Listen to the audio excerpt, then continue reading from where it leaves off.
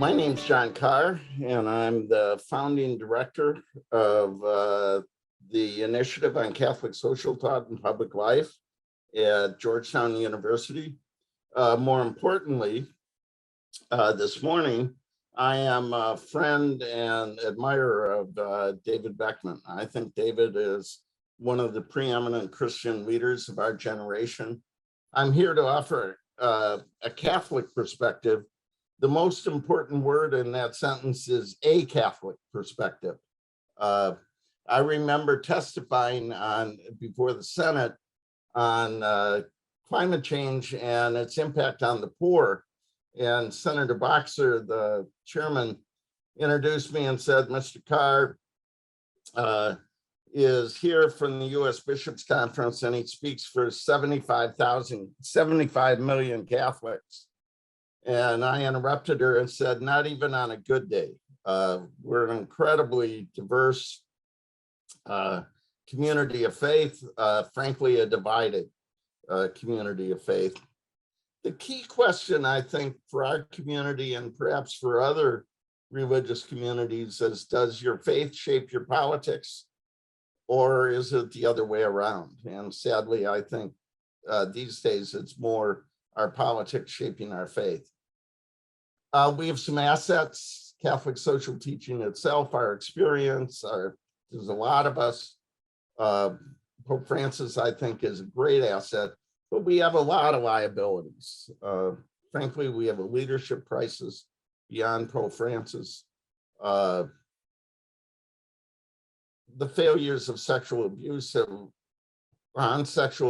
have revealed incredible dysfunction, clericalism, lack of accountability, lack of credibility. And the polarization in public life has come into the Catholic community in dramatic ways. We're divided racially, ethnically, but even more ideologically and politically. What I would like to do is to try and take the last year and the controversy over Biden, the US bishops, and Pope Francis to illustrate some of the fault lines and some of the factors that are working the Catholic community, and spend just a minute on each of those: President Biden, Pope Francis, and the US bishops, and then talk about what the bishops did over the last year. Biden, in a lot of ways, is very much a product of Catholic culture in the 1950s, 60s, and 70s. He is a combination, in my mind, of Catholic social teaching and democratic orthodoxy. He talks all the time about dignity at the center of Catholic social teaching. He is more a pragmatist than a prophet.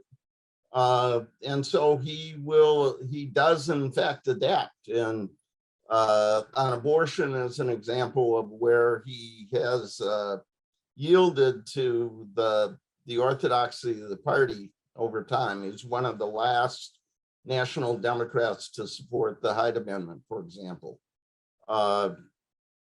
One way to think about President Biden for me is three moments. One is when Pope Francis spoke to the Congress now 6 years ago. Joe Biden and John Boehner sat behind him. And I kept thinking about those two. Joe Biden was a young Catholic kid from Scranton. When he was growing up, he heard that John Kennedy should not be president because he would take advice from the Pope. And here he was in the hall. I was honored to be in the hall as well, as the Pope gave advice to the Congress. Secondly, as the Pope Francis left the United States, the last thing he did was to spend time with the Biden family, consoling them on the loss of their son, Beau. So that he knows the Pope as a world leader in front of the Congress and as a pastor. And then you probably saw the stories. President Biden and Pope Francis met just 2 weeks ago And that was, the leader of the world's strongest democracy, and I suggest one of the world's greatest moral voices together. And I see them, frankly, as two older guys in the last job they'll ever have. Neither was really expected to be there. People wrote off Biden. Bergoglio wasn't expected to be elected. Trying to find some common ground to make the world a little better, despite some fundamental differences. And one of the things, when you meet with the Pope, it's supposed to be quiet. You don't share. And Biden couldn't help himself. When it came out and press went after him on his own faith, he couldn't resist the opportunity to share with the world that Pope Francis had encouraged him and said he was a good Catholic and he should keep going to communion. Pope Francis, it's important to remember what a surprise he was. A Jesuit from Latin America, not expected to be a candidate. And he told us the day after the election who he was. He said when the votes were being tallied, a friend of his leaned over and hugged him and said, "Don't forget about the poor." And he said, that's when I decided to call myself Francis, a man of the poor, a man of peace, and a man of creation.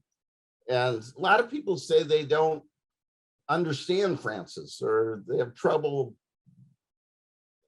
seeing what he's really about. I don't think it's very confusing at all.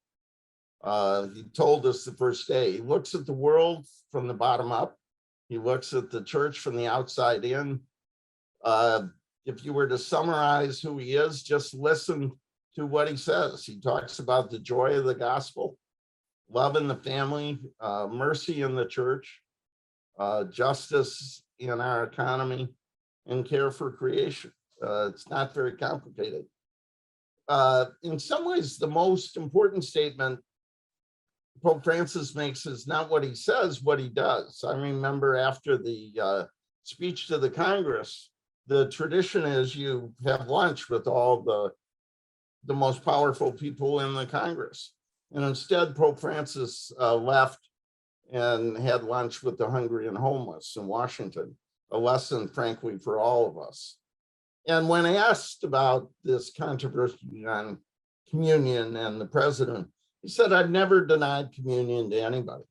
You ought to be a pastor, not a politician." And he said, communion offers strength to the weak rather than a reward for the strong. So he clearly challenged this effort on the part of some bishops. There's a lot of resistance to Pope Francis. We can maybe talk about that after this presentation. And then the third factor in this is the US bishops. And there are almost 300 of them. They're mostly older white men. As an old white guy, I can say that's a problem. They don't reflect the diversity of our church or our community. There are divisions over priorities. There's been a huge fight through the years on whether abortion is a preeminent priority, which they've said, or whether consistent commitment to human life and dignity ought to guide the church's priorities. There are divisions over Pope Francis, which frankly I find stunning. In my experience until now, the bishops supported the Pope, loved the Pope, shared his message, and now it seems like the question for them is, does the Pope agree with me, rather than do I agree with the Pope? I think the fundamental difference may be in how they lead. It seems to me there are two different kinds of leadership. One is if you believe that the culture has overtaken us, that Archbishop Gomez talked about that we're proclaiming the gospel in a secular society that has lost its respect for religion, then you hunker down and you try and preserve and protect what you have. And that leads to a strategy of sort of you proclaim and you judge and you punish. And that's, I think, part of what the communion thing was about. If you've not followed it, there was a relentless campaign on the part of some bishops and others for a statement that would deny communion to President Biden and other Catholics in public life who support abortion or support about policies that reflect a commitment to abortion as the law of the land and whether it ought to be paid for by others. So one strategy is hunker down, preserve and protect, proclaim and judge. Another kind of leadership is to engage and persuade. If you think you have the message that the world needs, that our country needs, then you try and listen and learn and engage and persuade. And Pope Francis is that kind of leader. And I think part of what's been going on among the bishops is what kind of leadership, what kind of leaders they want to be. Mark Shields has a line I quote all the time: you can tell the health of an organization by whether they're looking for heretics or converts. And I think some bishops are looking for heretics, some are looking for converts. And so this all sort of came to a head with the election of the second Catholic president, which the president of the Bishops' Conference called it both a great opportunity and a genuine challenge. And they formed a working group on the problem of Biden. And it had two outcomes. One was an inaugural statement leaked while President Biden was at Mass that acknowledged he was a man of genuine faith, but also that he was involved with matters of great moral evil, including abortion and some issues regarding the family, which set off a very complicated set of relationships. The other outcome of this working group on the president was a proposal for a statement on Eucharistic coherence, which had as its goal, stated goal, was to say that Catholics in public office who dissented from Catholic teaching on abortion, for example, should not present themselves for communion, and if they did not do that, should be denied communion. That created a firestorm. It divided our community, it divided the bishops, but it was a relentless campaign over the objections of the Vatican and Pope Francis, differing with the practice of virtually every bishop in the country. And nowhere on earth does the church use the Eucharist in this way. And also over the resistance of Catholic faithful. Pew did a poll, and that's not the way the Eucharist ought to be used, according to Catholics. The only Catholics who supported withholding communion from the president were Catholic Republicans, but by more than 2-1, Catholics felt that was a terrible idea. They had a meeting in June where they went at it, frankly, for hours. And the outcome of that meeting over time was a more general statement that did not go after one person. The president did not focus on one issue, abortion, and focused on the whole church rather than public officials. And that was the draft that was presented to the bishops this week. Some were very disappointed, some relieved, some didn't think it was a very good statement, but they found consensus, and yesterday, by a vote of 222 to 8, they adopted this statement. I should note the Vatican, in the person of Pope Francis and through its other structures, warned the bishops that this was a dangerous path to go down. That battle is not over. That battle over priorities, that battle over leadership, that battle over the way forward. I think those divisions continue to remain, but they found an off-ramp, and in so doing, I think avoided a confrontation that would further divide the church. For my view, and I've been clear about this, I thought even the debate did pastoral damage. My daughter said to me, I agree with Biden. If he can't go to communion, why should I be going to Mass? And I think that happened in a lot of homes. It divided the church. And I think it hurt our witness in public life. What if we had spent this year advancing the policies we share about human life and dignity, instead of arguing about who could go to communion? It was particularly unfortunate because this is a time when we ought to be saying, welcome home to Catholics, back to the Eucharist. In my parish, we're not anywhere near the number of people who went to Mass before the pandemic. So unfortunate, I'm relieved. I think others are relieved that they did not go down that road. In the end, I think the challenge for the bishops is to be political but not partisan, to engage in the public debate but not be a cheerleader or an adversary of any particular party or administration, to be principled but not ideological, to not compromise on our fundamental values on life and dignity, on care for creation, but to work with anybody who will help advance those goals, to be civil but not silent, to not pull our punches but not call people names, not challenge people's motives, and to be engaged and not used.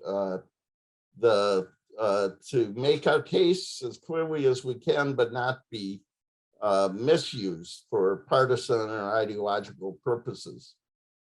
In the end, this can make a difference. David has probably told you the story of the Circle of Protection, where we went together into the White House to make the case for protecting elements of the safety net, the lifelines for people living on the edge. And a Catholic bishop, Ricardo Ramirez, said to the president, President Obama, in my Bible, it says, whatsoever you do to the least of these, you do unto me. Here in Washington, it seems to be whatsoever you do for the forgotten middle class or for the rich and powerful. And President Obama says, I think you got us on that one. And then we went to meet with Paul Ryan and John Boehner, the Speaker's office. I remember David, you can always tell if it's a really important meeting because David wears his collar. And those were important meetings. And together we made the case that the moral measure of our society is how we treat those on the edge. And we were able to persuade them to maintain the safety net. That's frankly an example of where Catholic principles, biblical principles have made a difference. And we need more of that and less of the division we've seen in the Catholic community over this last year.